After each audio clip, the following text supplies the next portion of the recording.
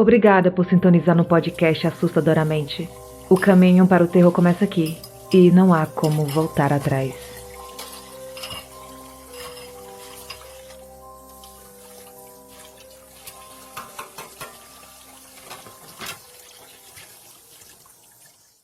O Velho Magrela.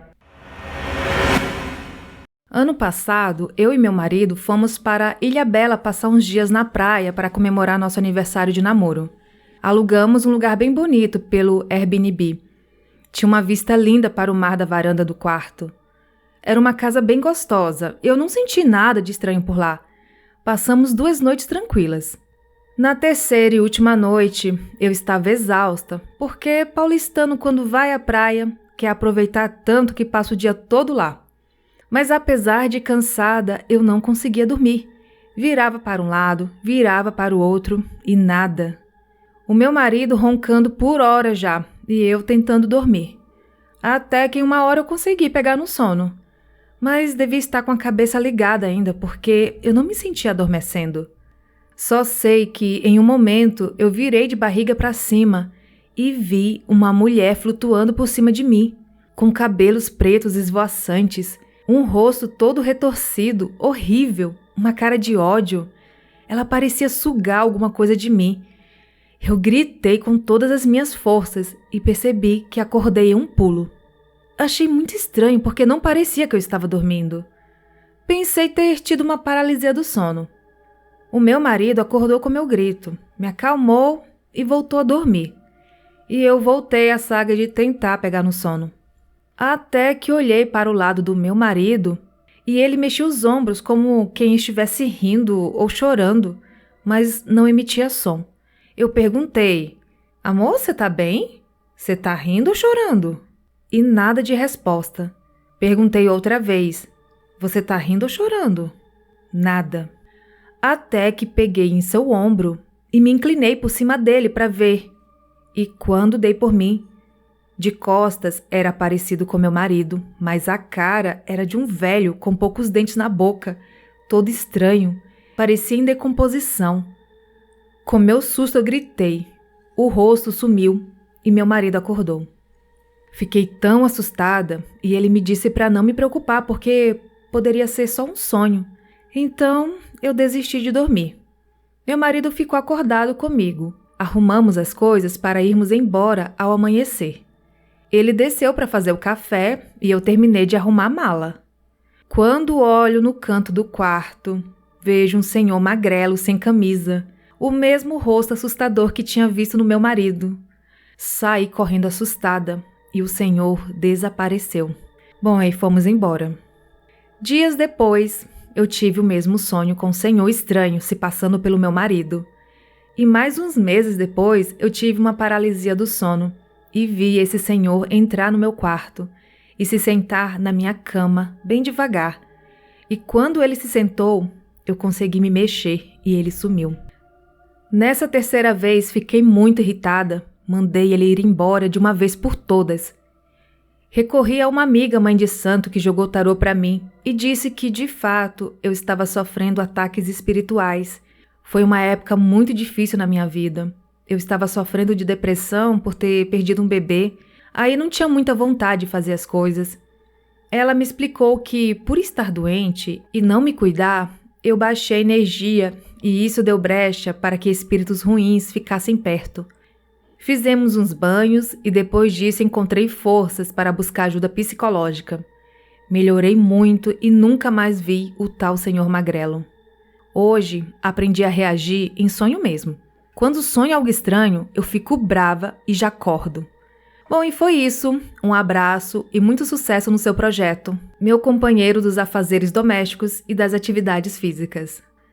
Esse relato foi enviado pela Raquel, de São Paulo. Muito obrigada, Raquel, por ouvir o podcast e por enviar sua história. E eu gostei muito aqui da resposta da sua amiga mãe de santo, né? Que eu percebi que isso acontece com muitas pessoas, né? Recebo muitos relatos de pessoas que estão passando por problemas pessoais e é exatamente isso que eu acho, que a energia baixa e isso abre espaço para esses ataques de espíritos ruins. E também eu gostei muito de você ter procurado essa ajuda espiritual e também não deixar de procurar ajuda psicológica. E fica aí a dica para vocês que estão passando por problemas semelhantes. Procure ajuda espiritual e também psicológica, né? Que as duas podem melhorar muito a qualidade de vida de vocês. E mais uma vez, obrigada, Raquel, pela sua colaboração.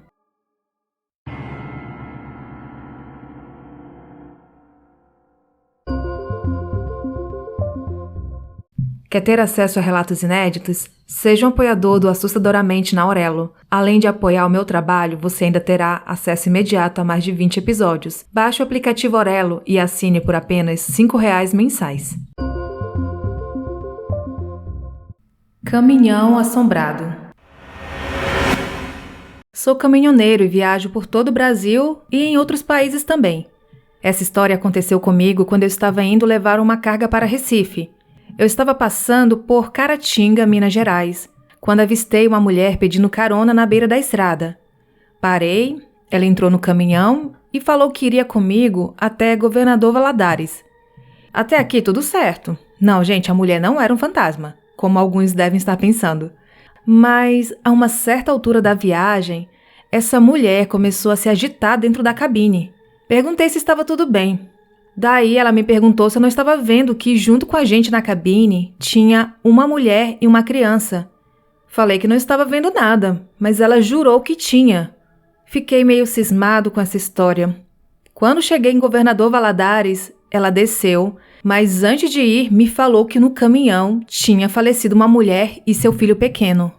Fiquei pensativo e quando voltei para a empresa depois de entregar a carga, eu perguntei para o meu patrão se o caminhão já tinha sofrido algum sinistro. Daí fiquei de boca aberta quando ele falou que sim, e que tinha falecido a esposa e o filho de um motorista que ele havia contratado. Olha, eu não acreditava nessas histórias, mas depois disso, agora eu acredito. Esse relato foi enviado pelo Fábio Jonatas. A Casa da Maria. A minha mãe foi criada pela avó e quando essa avó morreu, ela continuou vivendo na casa onde foi criada. Bom, a minha mãe ela sempre trabalhou em casa como cabeleireira e por viver muitos anos naquele lugar, ela conhecia muita gente. Quando ela engravidou de mim, uma vizinha, que darei o nome aqui de Maria, a ajudava muito para ela poder trabalhar. Elas eram muito amigas. Anos depois, Maria se casou com José e se mudou daquele bairro. Ela e seu marido, sempre muito presentes, continuaram a frequentar nossa casa e quando a minha mãe engravidou do meu irmão, pediu que esse casal o batizasse. Acontece que Maria sofreu um AVC enquanto lavava a louça. A panela de pressão acabou caindo na cabeça dela e ela faleceu em casa, em frente à pia da cozinha. Me lembro com detalhes da cena quando a minha mãe atendeu o telefone e deu um berro, chorando muito. Mesmo após a morte da amiga, a minha mãe manteve proximidade com José, pois ele era relativamente presente na vida do meu irmão, era padrinho dele, e também era amigo do meu padrasto. Além disso, ela amava muito as filhas da Maria, e José era caminhoneiro, por isso as meninas ficavam muito tempo sozinhas.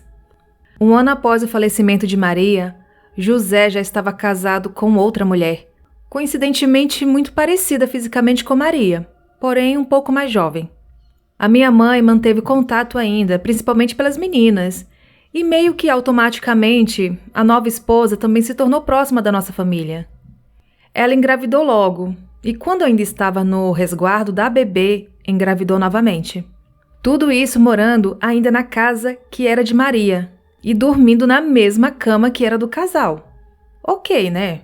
Bom, um dia ela pediu para que minha mãe me deixasse ir ajudar ela, olhando os bebês enquanto ela faxinava a casa. E lá fui eu. Enquanto eu fazia a mamadeira da bebê maior, eu vi nitidamente Maria passando pela janela em frente à pia. Quando contei essa história para a mulher, ela me disse que era normal, que ela também via a Maria circulando pela casa. Outro fato curioso. O papagaio falava o nome da Maria repetidas vezes, olhando para o nada. Bom, em outra ocasião, teve um aniversário e nós fomos para lá. Na hora de irmos embora, eu vi a Maria dando tchau na grade do portão. Quando cheguei em casa, Eu contei isso para minha mãe e ela, muito surpresa, disse que ela também via. Nunca mais entrei naquela casa, pois não demorou muito, eles se mudaram de lá. A casa ainda pertence a eles, mas está alugada para outras pessoas. Esse relato foi enviado pela Mariana Souza. História assustadora de um caminhoneiro. Sou caminhoneiro desde 1984. Um dia eu estava passando pela cidade de Agrestina, indo para Caruaru. Percebi que o caminhão estava com pouco óleo diesel, daí parei num posto para abastecer.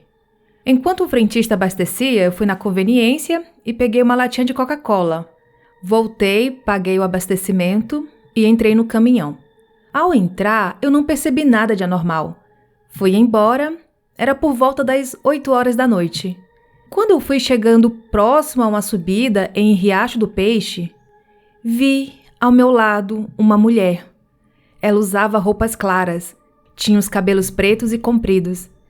Eu paralisei. Fiquei me perguntando como aquela mulher foi parar ali dentro do caminhão. No poço não foi, eu não parei mais em canto nenhum. Eu tentava virar o rosto para olhar para ela, mas eu não conseguia. Os meus cabelos estavam arrepiados, o pescoço endureceu. Eu só conseguia passar os olhos para o lado. Eu não conseguia ver o rosto dela, pois os cabelos a encobriam. E quando cheguei no meio da serra, consegui olhar para o lado onde ela estava. Nesse momento, ela abriu os braços e se jogou para cima de mim e desapareceu. Eu senti tanto medo nessa hora que eu joguei a direção do caminhão para a esquerda, para a banqueta do lado contrário. Fiquei andando do outro lado da pista por um tempo, até conseguir controlar o caminhão e voltar para minha faixa. Por sorte, não via nenhum carro, pois acho que eu teria batido nele. Fui até Caruaru, meio assombrado, olhando para um lado e para o outro. Tentava rezar, mas eu não conseguia, eu esquecia no meio da reza. Depois, eu me lembrei que, a uns 5 quilômetros antes de parar no posto, eu vi uma mulher em pé na beira da estrada. Ela estava de saia e blusa preta e tinha na roupa uns brilhos de pedrinhas. Parecia que estava indo para alguma festa. Ela deu com a mão assim para mim, pedindo parada. O local onde ela estava tinha um mato bem baixinho. Parei e perguntei para onde ela ia. Nisso, ela sumiu. Eu achei que ela tinha caído ao tentar subir. Desci rápido do caminhão, dei a volta procurando por ela e não tinha ninguém. Olhei para um lado, para o outro e não tinha como ela se esconder. E eu tinha visto que ela estava de sandália alta, não tinha como ela correr.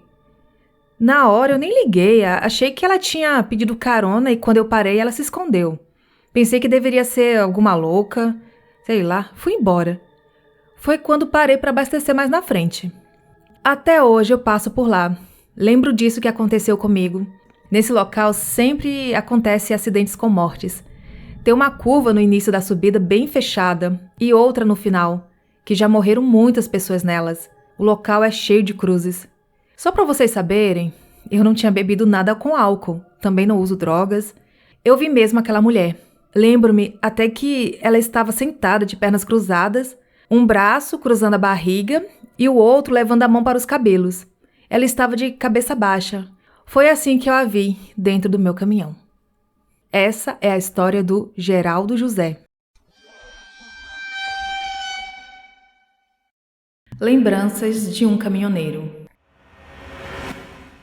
O ano era 1987. Eu tinha 7 anos e viajava com meu pai caminhoneiro num caminhão Mercedes carregado com 12 toneladas de sementes. Voltávamos de uma entrega em uma velha fazenda histórica no interior de Goiás. A fazenda ainda tinha um local onde um dia funcionou uma senzala e lá ainda havia o velho tronco e correntes. Eu era criança, mas lembro do antigo caseiro dizer que às vezes ouvia choro e gemidos naquele local. Como havia caído uma chuva forte e havia o risco de atolar, meu pai resolveu passar a noite no caminhão. Ele ajeitou o sofá para mim e foi dormir no baú. Eu olhava a senzala de longe e ficava imaginando tudo o que aconteceu naquele local e rezei por aquelas almas. Lá pelas 3 horas da manhã, a chuva havia passado e meu pai resolveu voltar. Depois de percorrer uns 15 quilômetros na estrada de chão, O caminhão acabou travando uma roda. Estava muito escuro e ele começou a ficar preocupado com o restante da carga. Era uma carga valiosa para a região, pois eram sementes de um milho importado. Então ele conseguiu tirar o caminhão da estrada e entramos na porteira de um local onde havia uma velha casa. Uma senhora bem negra saiu na porta, com a lamparina na mão, e meu pai pediu desculpas por estar ali e disse a ela que assim que amanhecesse, iríamos embora. A senhora perguntou se eu estava com fome e me ofereceu um copo de leite. Eu, todo sem graça, aceitei e entrei na casa dela com meu pai. Era uma casa bem simples, mas acolhedora.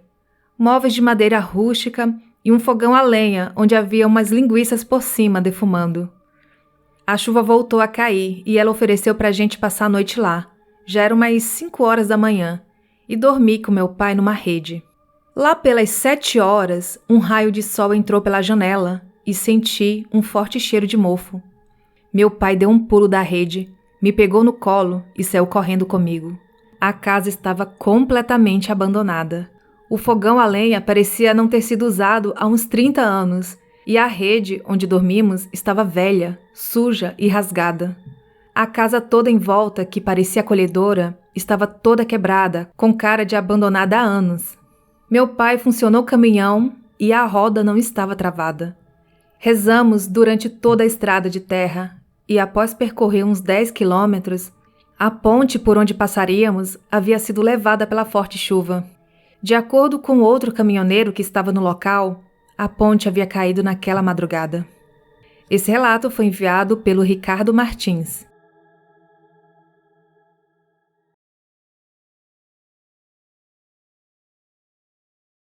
Meu pai. Vou contar um relato que aconteceu comigo no ano de 1990. Na época eu estava com 17 anos. Meus pais se separaram quando eu estava com 11 para 12 anos, e cada um seguiu seu caminho. Fiquei morando com a minha mãe e visitava meu pai com frequência. Comecei a trabalhar bem jovem. O meu serviço ficava próximo ao do meu pai, e certa vez eu passei no trabalho dele para dar oi e saber como ele estava. Era costumeiro eu fazer isso, mas naquele dia foi diferente. Quando eu o abracei, me deu um aperto no coração, uma angústia muito grande, e eu não sabia o porquê. Me despedi dele e de lá fui para minha casa. Era uma caminhada de uns 40 minutos e fui chorando por todo o percurso. Eu não conseguia entender o porquê de eu estar daquele jeito. Chegando em casa, minha mãe quis saber o que aconteceu e eu só conseguia dizer que meu pai iria morrer. Passada uma semana, vieram chamar meu irmão para socorrer meu pai, pois ele estava passando mal. O meu irmão saiu às pressas e foi para a casa do nosso pai. Chegando lá, ele ainda o viu consciente.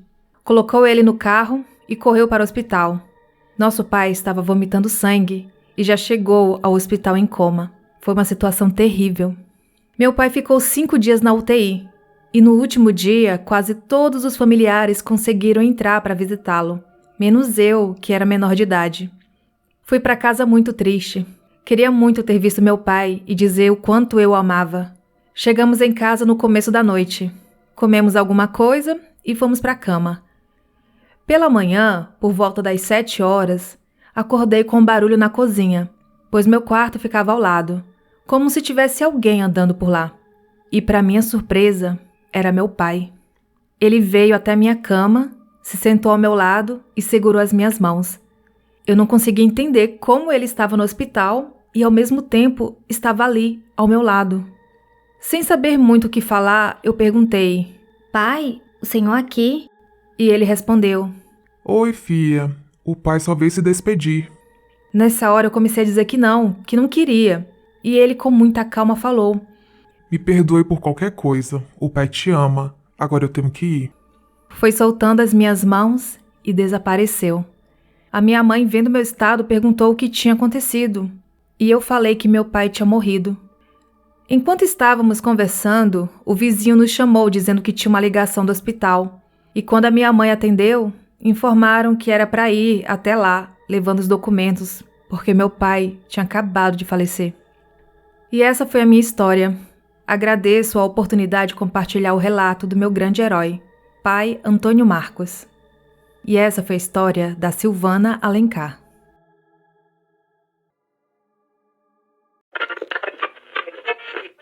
Você tem alguma história sobrenatural para contar? Então envie seu relato para o e-mail assustadoramente@outlook.com ou envie através de áudio pelo Telegram.